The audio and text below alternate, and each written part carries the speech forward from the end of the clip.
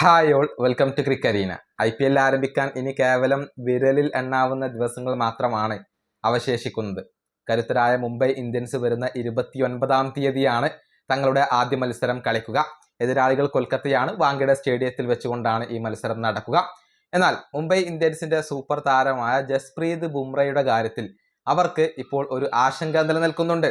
അതായത് ബുംറ ഇതുവരെ മുംബൈ ഇന്ത്യൻസിന്റെ ക്യാമ്പിൽ ജോയിൻ ചെയ്തിട്ടില്ല എന്ന വാർത്തയാണ് ടൈംസ് ഓഫ് ഇന്ത്യ ഇപ്പോൾ റിപ്പോർട്ട് ചെയ്തിട്ടുള്ളത്. മറിച്ച് അദ്ദേഹം ബംഗളൂരുവിലാണ് ഉള്ളത്. അതായത് BCCIയുടെ സെന്റർ ഓഫ് എക്സലൻസിലാണ് ഇപ്പോൾ താരം ഉള്ളത്. അത് ബംഗളൂരുവിലാണ് സ്ഥിതി ചെയ്യുന്നത്.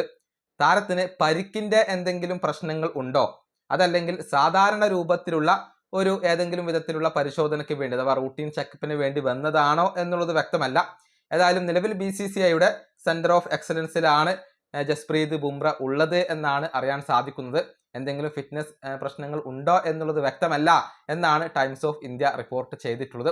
ഏതായാലും ഇതുവരെ ബുംറ മുംബൈ ഇന്ത്യൻസിന്റെ ക്യാമ്പിൽ എത്തിയിട്ടില്ല, ജോയിൻ ചെയ്തിട്ടില്ല.